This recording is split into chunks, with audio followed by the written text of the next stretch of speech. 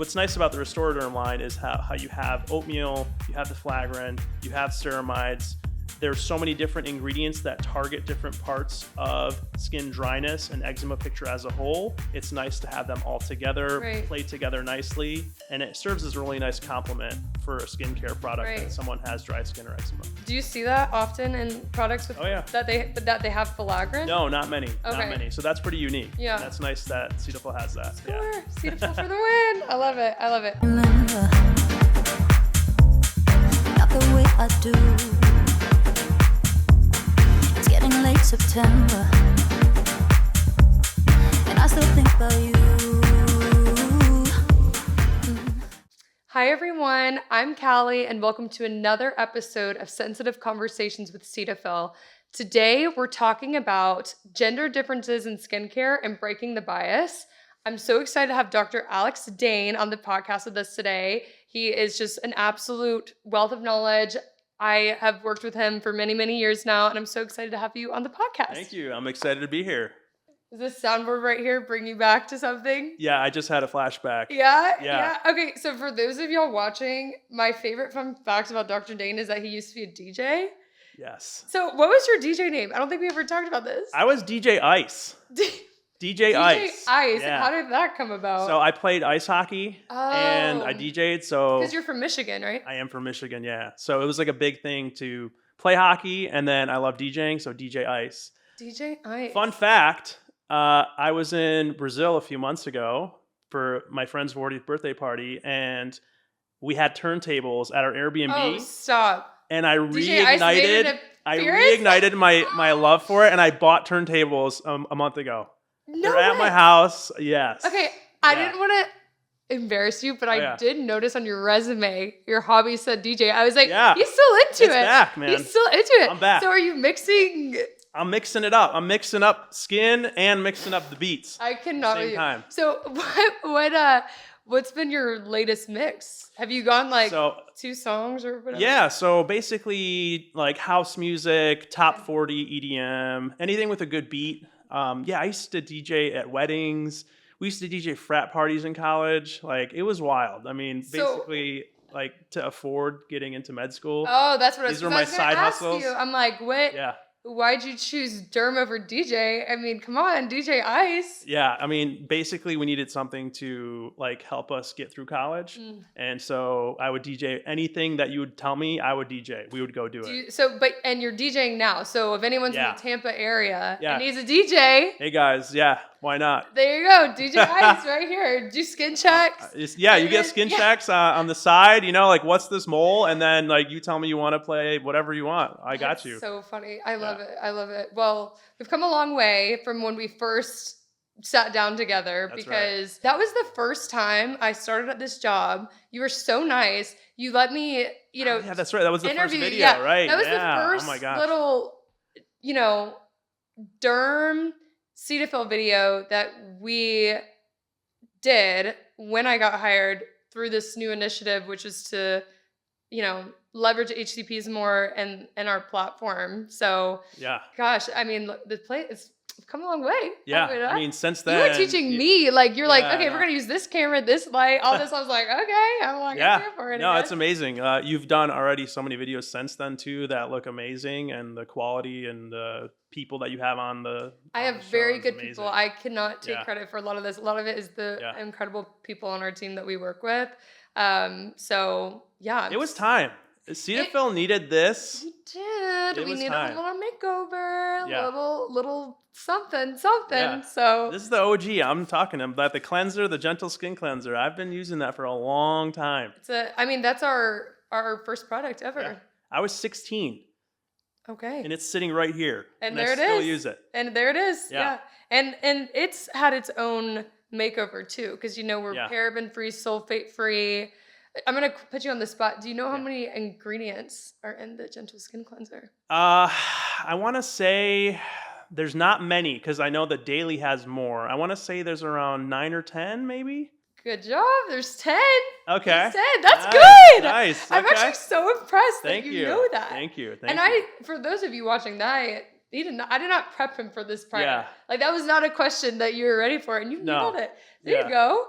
All right, I Yeah, love it. it's a very clean face wash, and is. I think that's the nice thing about it. Mm-hmm. There's I always tell people, like, do you really need an abrasive face wash? Not really. You No. basically need something to help clear away the impurities and Right. oil and dirt, and just let your active topicals do that for you. Mm-hmm. Like, let the face wash just be what it is, a face wash. Yeah. And that's the most mild one, and I love that one. Actually, I have a question for you, and this is just random thought. I've always wondered this. Cleansers, they're only on your face for like a second. How much does it really, like, if there's like a active ingredient in a Yeah. face wash, does it really do that? So, you know what's funny? I had that same thought when I was a dermatology resident. I'm like, how does that make sense? Like, I think about when I'm in the shower and I'm washing my face, it's on there for maybe like 10 seconds and then coming off. And I'm like, all those ingredients yeah, just like like, got washed yeah. off. Like, how does that make sense? So I started doing some more research into it and asking some of the older dermatologists. I'm like, so how much time should you really be leaving some of these products on your skin? For example, like benzoyl peroxide, right? Mhm. There are some studies that show anywhere from 15 to 30 seconds you want to leave it on before you rinse it off. I was like, okay, that makes sense. Right. Because some of them, like, you need to, I'll give you an example. Like, if you had dry scalp and you had seborrheic dermatitis, they kind of always want you to leave that shampoo on your scalp for 5 minutes before rinsing it. That's kind of like an eternity when you're in the shower. Mhm. So it's like, do we really leave on the ingredients that we're supposed to be leaving on for that long?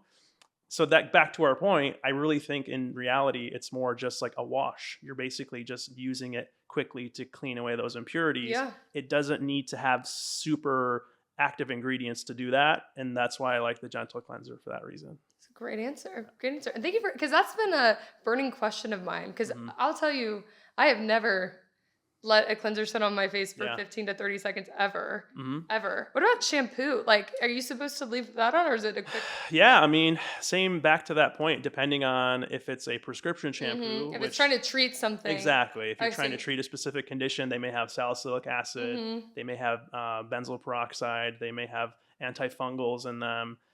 So those ingredients, you kind of do want them to sit on your actual scalp and Right. rub them and massage them into your scalp, not so much for your hair. Mhm. And so really kind of depending on what you're trying to target, it depends on how much time you really should leave it on. Okay. Interesting. Yeah. Well, thank you. Before we dive into today's topic, our viewers like to get to know our derms a little bit, which we've already talked about DJ Ice. We've Mhm. talked about you're from Michigan, you have your DJ career. But what made you want to pursue a career in dermatology? So funny story. I actually was going to be an actor.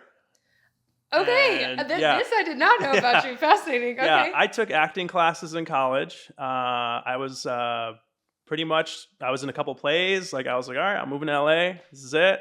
And then I started like getting closer to like applying for, getting an agent and all that Okay, stuff. so you straight up moved to LA, like you were I was ready. going to, yeah, I was pretty much ready. And then this was around the time that I'm like, okay, can I find a job realistically? Because I was also doing science classes. I wasn't sure exactly. Okay, so you were kind of between. I was between the Okay. two. And then I eventually got to the point where I'm like, yeah, this is going to be pretty tough. Maybe I should stick back to doing medicine. And then, so I kind of knew I wanted to be a doctor. I didn't know exactly what kind. I loved orthopedic surgery. That was cool. I loved surgery. I loved being in the OR. But when you're in a hospital, sometimes the hospital politics, the way things are, it just kind of wasn't for me. So then I remember shadowing a dermatology resident and in the resident clinic, and I just fell in love. I was like, this is amazing. Yeah. You get to do procedures. People are happy. People aren't dying on you most of the time. Yeah. You walk in, they're happy. You can treat their problem. It's a very visually gratifying field. You can treat a rash. You can treat a skin cancer. You can remove a skin cancer. You can sew something back together. You can treat someone's acne, help their self-esteem, their confidence. Right. Mm-hmm. You can give someone who has an autoimmune condition or psoriasis some hope, some relief, and really give people confidence back to be in public or be out with their friends. So it is a very gratifying field. Wow. Yeah. And so that was kind of it. I was like, this is it. This is what I want to do. What plays were you in? Nothing big. Okay. Just like little ones in college. Okay, Yeah. okay. Well, not to toot my own horn, but in 5th grade, I was Gabriella in High School Musical Junior. So I Nice. have a little bit of an acting career myself. Okay. Full circle. Nice. Now we're Yeah. still in front of the Yeah. camera. So Hey, there you go. we were realistic in the sense of what's going to make us money, Yeah. and now we're still in front of the camera. That's So, true. That's so it kind true. of worked Yeah. out. In a way, yeah, it Kinda kind of worked out. Yeah. Okay, yeah. Yeah. What's a fun fact most people don't know about you? I'm uncovering so many fun facts right now. I'm like, what do you got next? Yeah. So you nailed it on the head with the DJing. I mean, that's one thing that I kind of got back Mm-hmm. into. A lot of people didn't know that I was going to be in acting school, which was Mm-hmm. kind of funny. So that's one thing. I'm actually kind of a pretty laid back, chill person. I don't really have a lot of crazy fun facts other than, you know, I'm just so tired all the time because I'm working nonstop. Yeah. Between work and then the skincare line that's been going on, it's just nonstop. And your new practice that's opening New up. practice, in yeah. Tampa. There's just so much going on Yeah. between all trying to juggle it all. Yeah. yeah. I mean, I'm tired all the time too, and I don't have nearly as much going on that Yeah. you do. So Yeah. I can only imagine Yeah. how you feel. Wild. But yeah, you're an interesting person. The acting and the DJ, I would not have Yeah. expected, but I love it. I think it's so Fun. cool. Okay, what is your favorite thing to treat in office? So that's a good question. I think really anything that you're helping someone visually improve what they have is my favorite thing. So it could be anything from you have, cystic acne and now your skin is clear, to doing someone's facelift and you had loose, saggy skin. Now you have a nice jawline. You feel more confident about yourself. I love lasers. Lasers are really good to help with skin texture. Those are really nice. I used to love doing a lot of veins. So spider veins, things like that. That was fun. It's very visually gratifying when you can hit a spider vein and then it disappears. Those are really cool. But really any procedure in dermatology is fun. It's like I said, you can actually see it getting better. Right, I know that's what I was gonna say. I'm like, it's probably, I could see why that's your favorite as a dermatologist, because then you can literally see the difference, Where, I mean, it's also obviously great to help, people feel differently, right? If they have prurigo nodularis or something where they're itching all the time. But you can't experience the itch, but you could see, that's one thing from an outside lens that you can actually experience firsthand, you can see visually the difference. And derm is such a visual field anyways. So visual. So I love that. Yeah. That's awesome. Yeah. So as we dive into the topic of gender and skincare, okay, everyone has seen skincare for men, right? They've seen the labels, they see the products. Where did that originate? What's the history behind, gender biases in skincare? So I think in general, because men, since the beginning of time, I don't think they really cared as much about what they look like until they reached a certain age. Maybe they got a certain age and then they started realizing, oh, my under eye bags or my neck or my jowls. And then societal norms like TV, media, Hollywood, you would always see these beautiful actresses that looked like goddesses, and women wanted to continue or look like that. Whereas the men, they kind of looked rugged, they looked older, it looked cool to be older and, have that masculine appearance. So I think that kind of translated to the rest of people, that you really didn't need to, as men, have to look a certain way and have that pressure to look, like women do, to have that beautiful, youthful appearance. Do you think men have the same pressure to have the same beautiful youthful appearance? I think it's changed. Honestly, I think over the last... It has, because I'll say, my man, he better be wearing sunscreen, because I'm not going to age backwards in time and have you, looking rough out there. So yeah, I mean, men, I think, tend to be a little bit more, have a minimalistic approach to skincare and the way they look. In general, men tend to age because we have facial hair. We can hide a little bit more acne, blemishes, fine lines, things like that. So I think we just tend to have like products that are easy, that are Because men are lazy. probably, yeah, lazier. I think things that are, usually neutral fragrance or some sort of masculine fragrances, they have a lot of products have that. Men just like easy, simple, minimalist. Yeah. Why is that? You think like their brains just can't compute? No, I'm just kidding. I'm just playing. But okay, but I'm sure like when you see patients, I mean, this is something I hear all the time. As a woman, I'm like, you're not gonna catch me dead without going like taking care of my skin. But as a derm, do you see a lot of male patients like? Are they non-compliant? Do they want to learn about skincare? Do you have to be like, listen, you really gotta step in there? Yeah, and I think it depends on age too. So like if a teenager comes in, Okay. teenage boy, they're not motivated at all really to do a lot most of the time. And then like I said, as we get older, we start realizing, okay, maybe I should start taking care of my skin. I've developed all these brown spots on my skin from sun damage. I've got these fine lines and wrinkles. Maybe I've lost some weight. Now I've got baggy, saggy skin. How can I address that? And so I think in the last 10, 15 years, I think it's changed because of social media now. We're all in front of our phones. We're doing Zooms or FaceTime, and you're looking at yourself from this angle, and you're like, oh my God, I have bags, or I have a double chin, or my skin looks not really good. How can I take care of it? I think that's changed. So I think men are now starting to care more about their skin and looking for products to help them with that. You've seen those trends, I'm sure, where it's like men stealing their girlfriend's skincare or like robbing their like skincare routine. Honestly, if a man stole my skincare, that'd be a green flag. I'd be like, please, as long as you're using it and you're taking care of yourself, I don't care. That's a green flag for me. Yeah. The first thing I think of though, when I think of skincare for men or whatever, is the 2-in-1. Like every man has at some point have you had a 2-in-1? Yeah.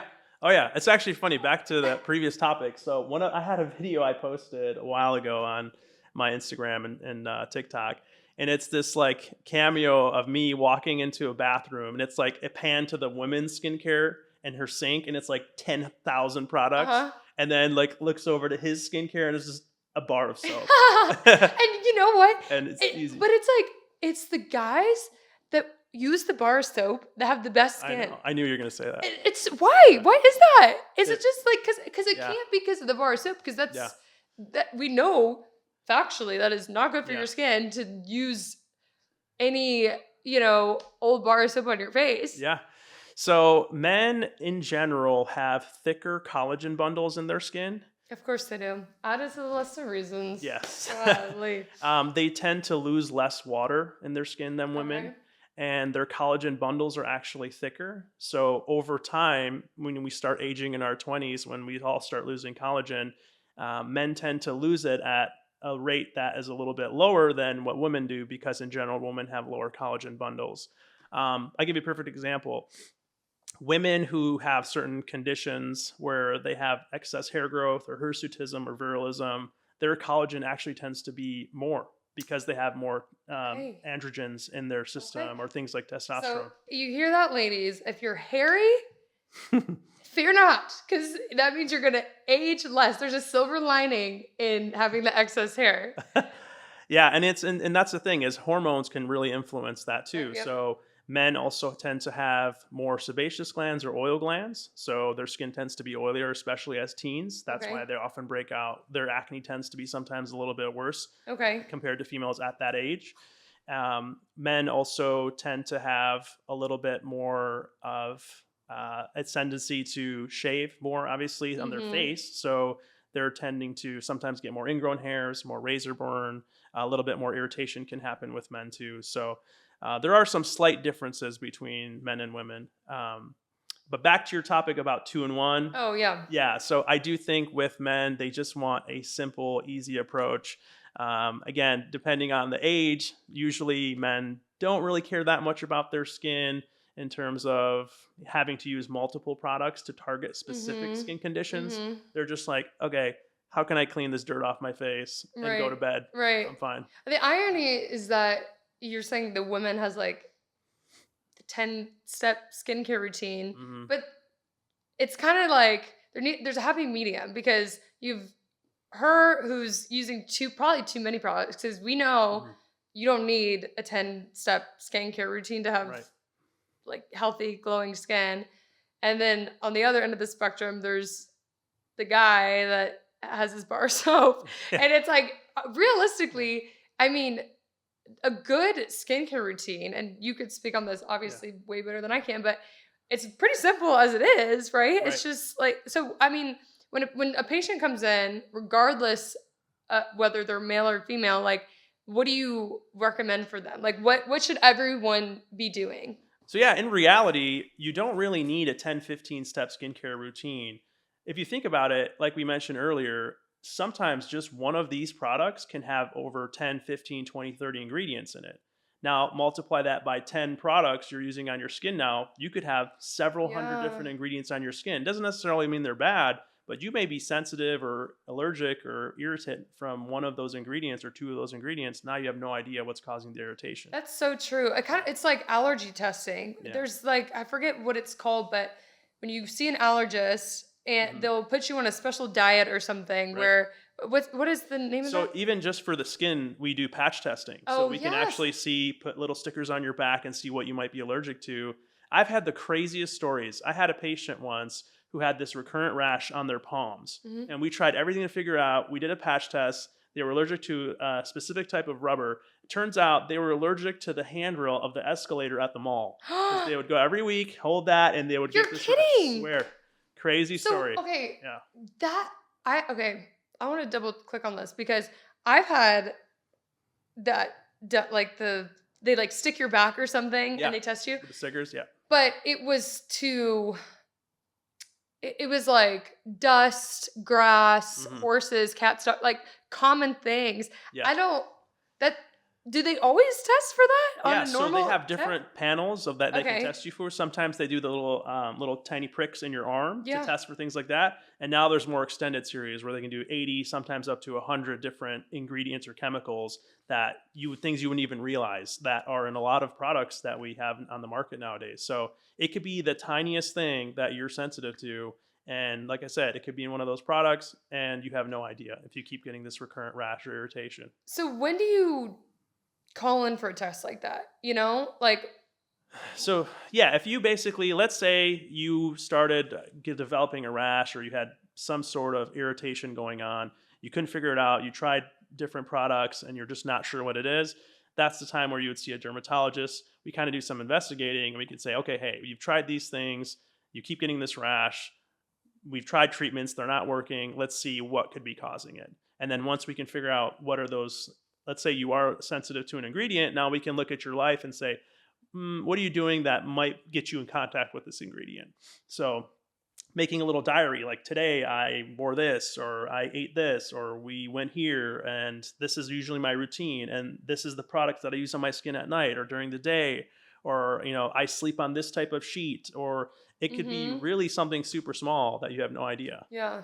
That's a lot of work. That's why I Hmm. always just stick to anything that's suitable for sensitive skin because it's Hmm. typically free of Correct. those Paraben yeah, free, fragrance free. exactly. Because I'm like, Right. I don't got the time to be doing all that. Yeah. But I mean, for anyone watching, if they're experiencing that, it's helpful Right. to know. Just dial it back a little bit. Right. Start basic, and Yeah. then you could Yeah. slowly Sometimes start. you could exactly Yeah. introduce more things as you go along. Yeah. So, kind of bringing it back to the topic of gender biases and skincare, a common myth or claim people have is that men need harsher ingredients in their skincare routine. What's your take on that? I think that goes back to the common theme of do they really need that? No, not necessarily. And maybe because men have more collagen fibers, or maybe because they have oilier skin, that people might think that they need a more abrasive face wash, an actual physical, like sand like particle. ingredient in their face wash to physically wipe away that oil. That's not necessary. So they don't need that. And actually, that can just lead to more irritation. So in reality, when you're looking for a skin cleanser, you really don't need that abrasive exfoliant type face wash. It's okay to exfoliate if you want to do once a week or some, smaller regimen like that. But in reality, the goal of your face wash is to remove impurities. It's not really to have active ingredients necessarily do a whole lot, because like we mentioned, it's really on your skin for a few seconds before you wash it off. That's where your topicals are going to shine. That's really where you want to let the topicals do their work, where the face wash is supposed to be gentle and the topicals will take care of the rest for you. Okay. So if a guy's going to the store and he's shopping, what should he be looking for? Like, pretend I'm a guy, maybe have acne or whatever, and I'm shopping around. Typically people, they like skincare that they feel is specific to them. Like it's unique and tailored towards themselves, very specific to them. So what advice would you give those people? Yeah, and I think a lot of skincare, specifically, women tend to buy more skincare tailored to a certain condition or skin tone or preference. Men just tend to go for whatever's easier and what's simpler, what is not very fragrant. And so in reality, I would say the same thing to a man or a woman. I would say if you're looking for a good face wash, you just want something that's going to be gentle. It's going to cleanse the impurities off your skin. Look, and also what type of skin do you have? If you have oily skin, do you have dry skin, or do you have combination skin? Or do you have acne prone skin or rosacea prone skin? Do you have facial dandruff type skin? So depending on what you have, that's how I would tailor my approach to someone's skincare. Because I would love to say, put everyone and say this face wash works for everyone. But in reality, it's about knowing your body, know what type of skin you have, and then look for that type of face wash. Okay. So that makes sense. So what I'm hearing is a younger man may have more excess sebum because of hormones and biological factors, but that doesn't mean that he needs to buy a face wash that's for men. That just means buy a face wash that's good at removing surface oils without stripping the skin. Exactly. Okay, that makes sense. So I think that is another misconception too, where people, not just men, but anyone, they feel like if they have oily skin, they need to get all the oil off and like completely strip their skin of oil. What is as a dermatologist, what does the research show on that? So it's kind of counterintuitive. If you have oily skin, you should be moisturizing more, because if you moisturize your skin and you're oily, your body's going to tell you not to produce more oil. But if you actually have oily skin and you let your skin dry out, your body's going to produce more oil. You're going to end up having more acne. So you want to hydrate your skin at all times, whether you have dry skin or oily skin. Okay. So in that skincare routine, we talk about simplifying the skincare routine. We talk about gentle cleansing. Moisturizing sounds like it's super important no matter who you are, because absolutely, whether you have dry skin, obvious, right? Like everyone has dry skin, they want to moisturize, but even oily skin, you need to moisturize too. Right.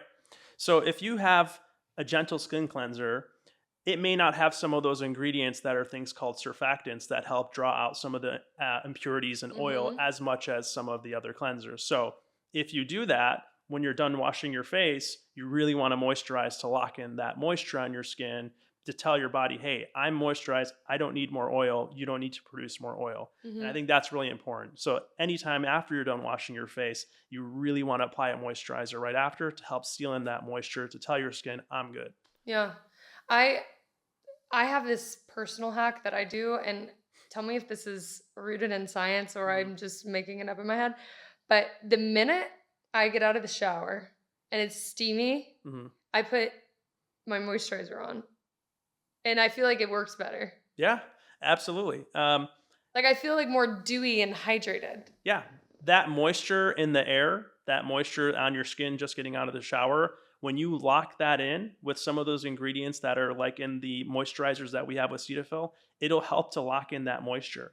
They're basically designed as humectants to help draw in the water and to help keep that water in your skin, because our skin needs water. And essentially it's preventing water loss with these ingredients. And that way you can stay hydrated, You can prevent flare-ups if you have any other conditions like dry skin, eczema. It's a must. It's an absolute must. So be honest with me and our audience. What kind of guy were you growing up with your skincare? Were you pretty good with it, or were you one of the lazy ones that were like, nah, not Yeah, for me? I was pretty lazy. Yeah, and I had pretty bad acne actually when I was a teenager, and I remember using face washes and trying to think like, why do I need to moisturize my skin? It never made sense to me. The topicals, I would use them for 2 days and then I would give up on them because they didn't work. Yes. Oh my gosh, Yeah. I'm guilty of that too. I feel hmm I feel like everyone wants immediate results with anything, right? It's like a whole epidemic in our country right now is Yeah. wanting immediate results for anything. So But there's so many factors that go into it. It's not just, hormonal, but it's also diet related. It can be environment related too. So are you exposed to a lot of pollution where you live? How's the altitude? Is it very dry where you live? Do you smoke? Do you drink alcohol? That can affect your skin. It can dry your skin out, cause inflammation in your skin. There's so many different environmental factors besides genes as well. If your parents had bad acne, you tend to have more acne as yourself. So there's so many different factors that go into it. And sometimes if these things aren't helping over the counter, that's a good time to see a dermatologist to get a little bit more of a tailored approach. So did you see a dermatologist I as a did. kid? Yeah, I did. Oh, I had to good. definitely. Actually, my dermatologist, when I graduated my residency, I remember seeing her at a meeting at the AAD. No And way. I was like, oh my gosh. I was like, do you remember me? And she's like, oh my gosh, I think I Oh remember you. my, what a surreal Yeah, moment. wild. Oh, she's So probably like so proud of you. yeah, 30 years, 40 years later, crazy. Wow. And she's a derm in Michigan? She's Durham, Michigan. Yeah. I wonder if She's semi-retired, but like it was okay. really full circle to see her and be like, hey, you fixed my skin. I was really Aw, appreciative for I that. Yeah, love and she was super that. proud of seeing me too, and just making sure that I was doing okay. Yeah, I love that. it was cool. So what is your skincare routine now that you're older, wiser, educated? It's funny that you ask. I just happen to have my face wash right here. There it So this is is. the gentle cleanser I was Yeah, I talking know. about. And why I like it again is back to that point I was saying that it is a very mild cleanser. The point is to get those impurities, get the oil off without being too harsh or abrasive. Because some face washes that I personally use that they have a lot of salicylic acid in them, they tend to really strip my skin from its natural oil. And I was actually way drier when I was done washing my face. Kind of that tightness feel when you get when Yeah. you're immediately done washing your face. That's not good. Yeah, exactly. So I wasn't a fan of some of those. This one worked the best for me. Matter of fact, when I was 16, I was using the Gentle Skin Cleanser. I'm still using it just to show you how long this product's tried and true. And I think the biggest thing is, like I said, you don't really need an abrasive face wash. It's just something mild to help clear the impurities off your skin, the oil, and you can use it in the shower too. So if people always wonder, well, do I need to wash my face in the shower? You can still use that in the shower too. People ask you if they should wash their face in the shower. Yeah, some people just wonder if they can do it before the shower, after the shower, or in the shower. Like I said, it's either Seems one. like it would be the easiest to just Oh, do it in the shower. you'd be surprised how many people I've had that are using things completely the wrong way. Fascinating. Yeah. Fascinating. It's just the easiest. Mhm. Sometimes I will take a shower Mm. just to wash my face because it's Yeah. easier. Because then Yeah. you wash it in the sink, it gets everywhere, it gets on It your does. shirt, gets down your arm, gets all over the Right. counter. Yep. It's You like, want that continuity, like cleaning the rest of your yeah, I skin. don't Yeah. like it. It's just like easier to just do it all. at Yeah, once. but basically, so after I wash my face and then I use a moisturizer, I use a retinol at night on my skin, and then in the morning, after I'm done washing my face again, I put on a vitamin C Okay. cream as well as a daily facial moisturizer with SPF. Okay. I was Yes. waiting for the SPF piece. I was like, no way, you're gonna Yes. walk me through your whole Yes. skincare routine and not forget the sunscreen. Yeah. Because you have great skin. Thank My you. gosh. Thank you. Yeah, you're like derms, I swear. It's like a case of Benjamin Button. You like age backwards, everyone. I mean, you got to practice what you preach, That's and so I true. think you're your biggest advertisement about your skin, so you can help people look good. Yeah, too. 100%. So you talked about moisturizers and Mhm. how they're so important. So I'm assuming that's, part of your skincare routine as well. So Yeah. what's your your go-to? Yeah, so basically, you want any moisturizer that is going to help hydrate your skin, protect your skin barrier.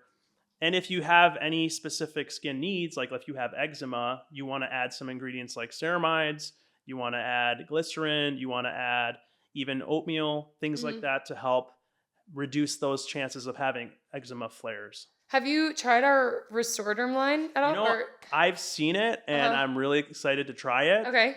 Yeah, Okay, because so what I love about the Restoraderm line, because so it has filaggrin technology in it, and actually, I'm not gonna even try explaining why filaggrin is important in eczema, but maybe you can. Like, do you mind yeah. talking about that a little bit? Yeah, so filaggrin is essentially important in part of the skin barrier. Okay. So if you look at our skin has so many different layers, and each part of those layers has different cells that attribute to how it prevents water loss or how the cells connect to each other, how they talk to each other. Filaggrin is just one component of that. So what's nice about the Restoraderm line is how you have oatmeal, you have the filaggrin, you have ceramides. There's so many different ingredients that target different parts of skin dryness and eczema picture as a whole. It's nice to have them all together, Right. play together nicely, and it serves as a really nice complement for a skincare product that Right. someone has dry skin or eczema. Do you see that often in products with Oh yeah. that they have filaggrin? No, not many, not Okay. many. So that's pretty unique, and Yeah. that's nice that Cetaphil has that. Score! Yeah. Cetaphil for the win! I love Yeah. it. I love it. Okay, well, we'll definitely send you some to try. Oh yeah. And I'm excited. anyone that you know that has eczema, like, we'll be curious Oh to yeah, see. yeah. My daughter has eczema, Oh, she so does. yes, yeah, she has it pretty bad, and so that's going to be a really good product for her to use. And that's something that you could use and help prevent flares, and just have a good, consistent basis for a moisturizer when she gets out of the bath to apply right on her skin. What? So eczema, I feel like is a really common skin concern. Like, is Mhm. that genetic or how does that? Yeah, so a lot of it is genetic, but also can be worsened by the environment that you're in. Okay. So I'll give you a perfect example. My daughter here in Florida, it's humid, it is not as dry, it's not as cold. Her skin tends to do relatively better here. She still does have flares here and there. We went skiing not too long ago in Utah. The elevation is higher, the air is Mm. drier, the products she was using weren't the same products we had here in the hotel, and her skin flared up like crazy. So it does make a difference also where you are in the environment and how that plays a role on your skin. And so I was so excited to bring her back here to get her back on her products and Yeah. everything, and just get that humidity and that moisture back in her skin. Yeah. So what are some other biological differences between men and women? So with women, estrogen is a big player in having collagen production. So as we age and as women age, we start having less and less estrogen. That collagen starts to thin out.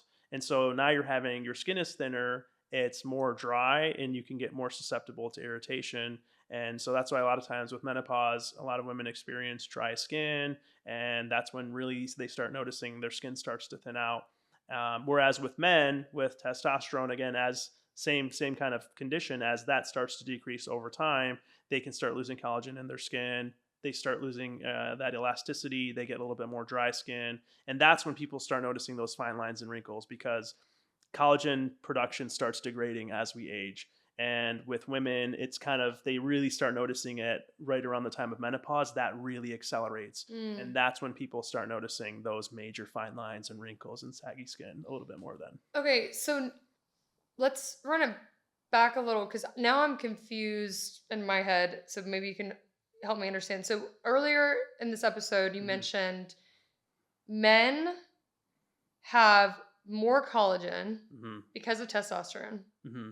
but then is estrogen, I guess, also plays a role in collagen. Yes. Yeah, exactly. It does. So estrogen helps to increase collagen production. So So both hormones. they both do. Okay. Exactly. And because men have a higher amount of that collagen as Hmm. they are degrading it over time, they're less likely to see those changes in their skin until they get a lot older. Whereas females already have a lesser amount of collagen, so they start seeing those signs sooner than men Oh, do. I see. Hmm. Okay. And that honestly makes sense. Like Hmm. you see men in their mid to late 30s and they Hmm. look fantastic. Like, like they look almost the same. Like, Right. like maybe a little change, but is there anything that people can do to prevent collagen loss? Other than there's only so much that you can do, Right. right? Like you're aging, you're losing these hormones, but Right. what can people do to slow that down? Yeah, so like this is like a really new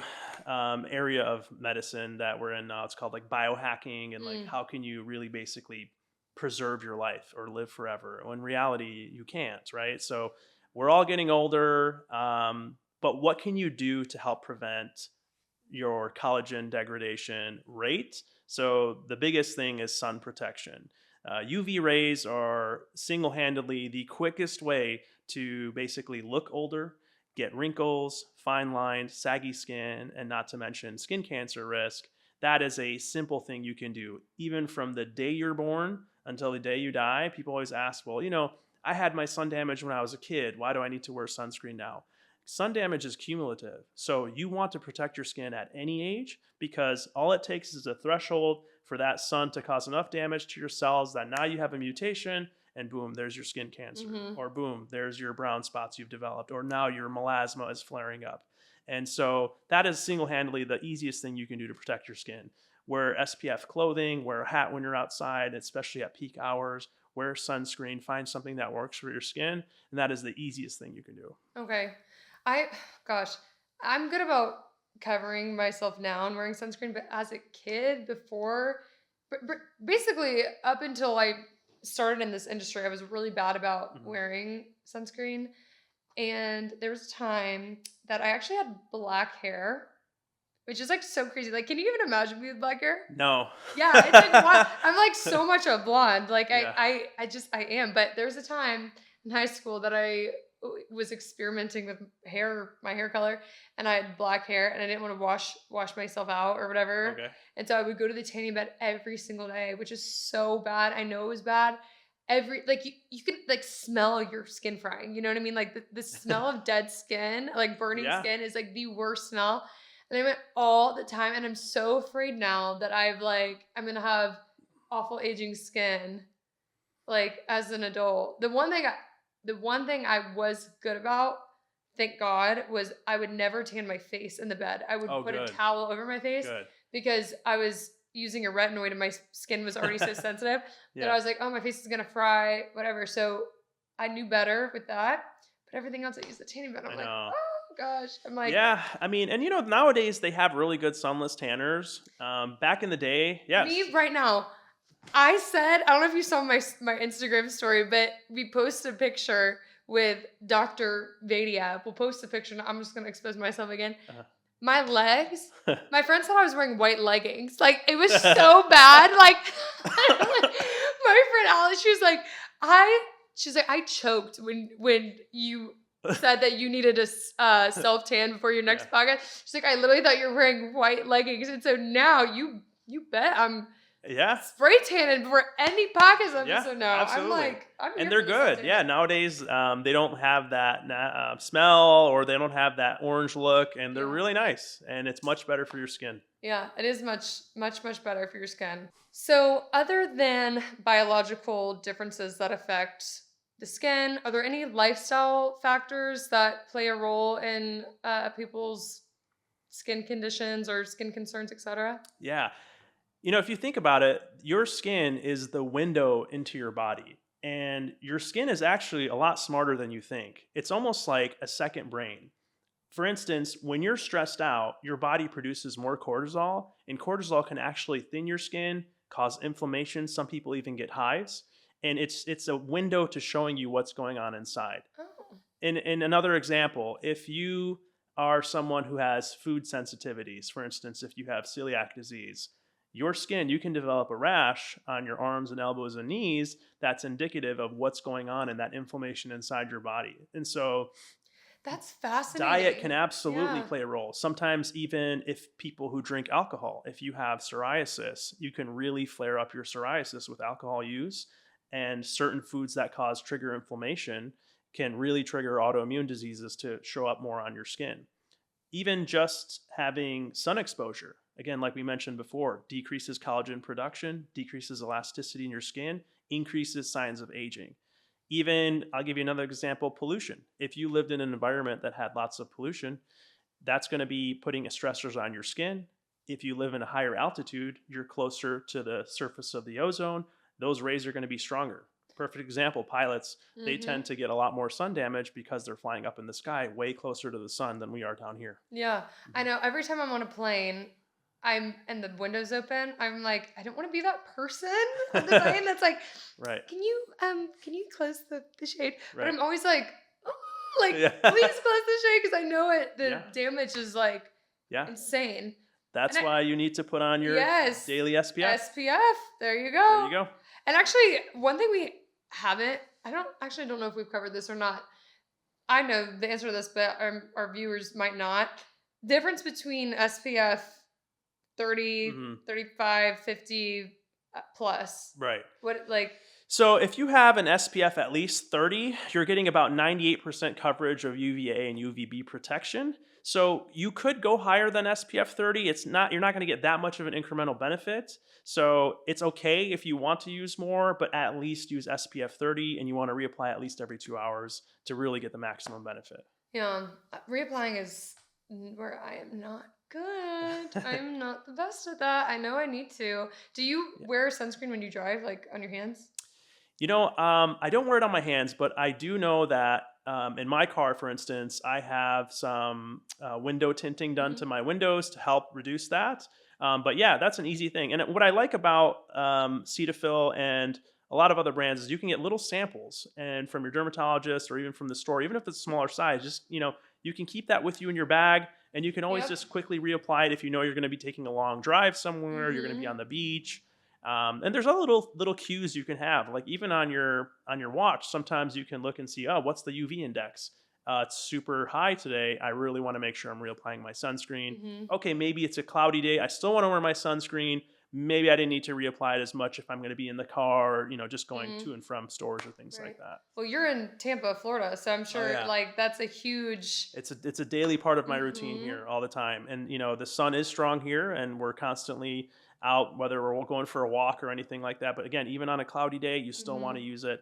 And even you can get some, if you have hyperpigmentation, even from blue light, you can still get some reactivation of hyperpigmentation from that. So you want to use a nice mineral sunscreen to help block with that. Okay, so mineral sunscreen is your fave? Yes. Yeah.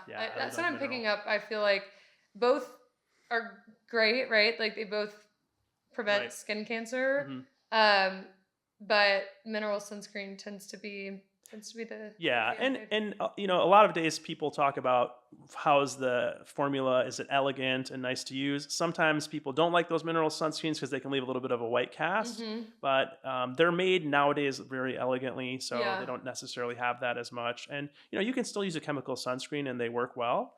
Just kind of find one that you like, that you'll be most consistently wanting to use. They always say, I've heard this 1,000 times from derms, like the best sunscreen is the one that you're gonna, the one that you'll wear. So, okay, well, we're gonna close up today with some fun rapid fire questions. Okay. Are you ready? Yes. Okay. What is your biggest skincare myth that you'd like to retire? I actually have a couple. Okay. One is, if you have oily skin, you don't need to moisturize. Right. So you definitely want to moisturize because your body thinks that if it's dry, it's going to give you more oil. So it's kind of counterintuitive. Yep. So even if you have oily skin, you definitely want to moisturize. Another one that I like is, all natural is the best, not always, right? Yes. So poison ivy is very natural, not necessarily great for your skin. That's a great analogy. That's a great analogy. Yeah. So again, and just finding those ingredients that work for your skin. It doesn't matter if they're not natural. Again, they could be very inert and your skin is happy with them, and that's fine. And then the last one that I like is in terms of surgical scars, or if you've scraped your knee or anything where you have an injury, people want to let it get air, and so they don't put anything on it. Oh. It's actually a myth. You want to keep it hydrated. You want to keep that ointment on there, whether you have a prescription ointment, any healing ointment, moisturizing cream, because that allows the cells to get to the area to heal it much quicker. Oh, I love that. Yep. That is a good one. I like that. Okay, what's the most surprising thing you've learned about skin? So your skin is really smart. It can, every 28 days, you basically have a new layer of skin that forms. But also, like I mentioned earlier, your skin is the window into your body, and it can tell you so much about what's going on inside.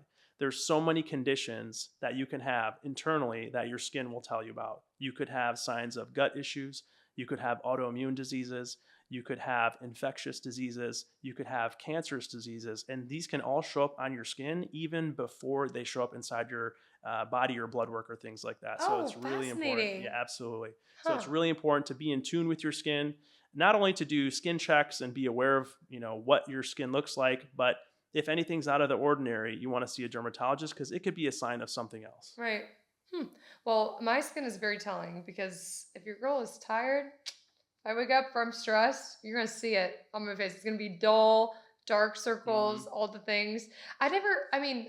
Going back to one thing you mentioned earlier about celiac disease and like the rash.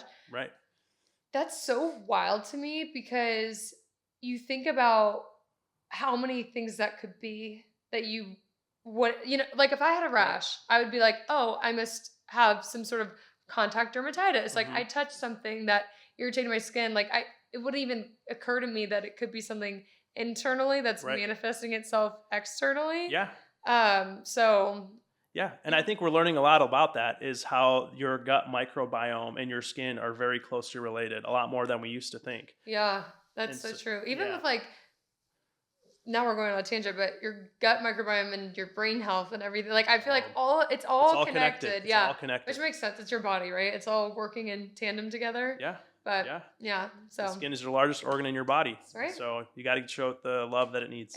100%. What is one skincare rule you personally swear by? I think the biggest one is a daily moisturizer with SPF, because you're moisturizing your skin, like we mentioned earlier, after you wash your face, and you're also protecting it from the sun's rays. You probably like it because you're a guy, so you like that easy step. You're like a 2-in-1. That's the 2-in-1 skincare that we could get behind. That is a 2-in-1 that's kind of a no-brainer, guys. That's something we can do. Dermatologist approved 2-in-1 is the SPF moisturizer. Yes. I love it. And then last question, we always like to ask this for our derms because I feel like a lot of our viewers, not all of them, but a lot of them are interested in pursuing a field in dermatology. Obviously, they're interested in dermatology, which is why they're watching. They're passionate about skincare.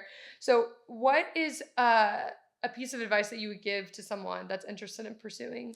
So depending on where you are in your path of when you want to apply, I would say shadow a dermatologist. I mean, really, I think that's the biggest thing, is wanting to see, is this something that you like? And shadow multiple dermatologists, because there's such a variety of different procedures and patients that we all see.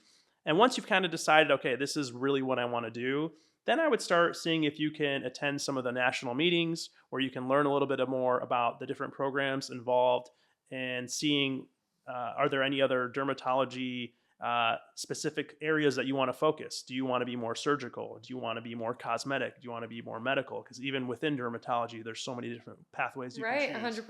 100%. Try to get involved with research if you can. If you can work with a dermatologist on some research papers, even some case studies, that's fine. That's a good way to get your foot in the door. Also look at seeing if you can, again, work with dermatologists just to learn the language, because so much of what we see on the skin, once you kind of learn it, you can learn the language. You start recognizing patterns. And I think that really helps when you're applying, if you're working with dermatologists or on your rotations or on your auditions. Sometimes dermatologists like to ask if a cool rash presents itself and you're a medical student, or if you're someone that kind of knows, hey, I've seen this before, this might be this, or at least have a differential. It goes a long way because it shows that you put in the time to learn that. So I think between shadowing, between doing some research, being present, being helpful, and really pursuing it. Even if you don't get in the first time, you can always reapply and try to get your resume where you want it to be. It's a really rewarding field, and I think it's worth pursuing. Yeah. I know a lot of medical assistants are medical assistants because they want to eventually go into practice themselves. Were you ever an MA? I was not an MA, no. I kind of went straight through from high school. I went straight through college, straight through residency. But I do think MAs actually learn so much that they really do make good candidates if they're applying, because Right. they've learned so much of the language of dermatology. They've seen so many of these skin conditions.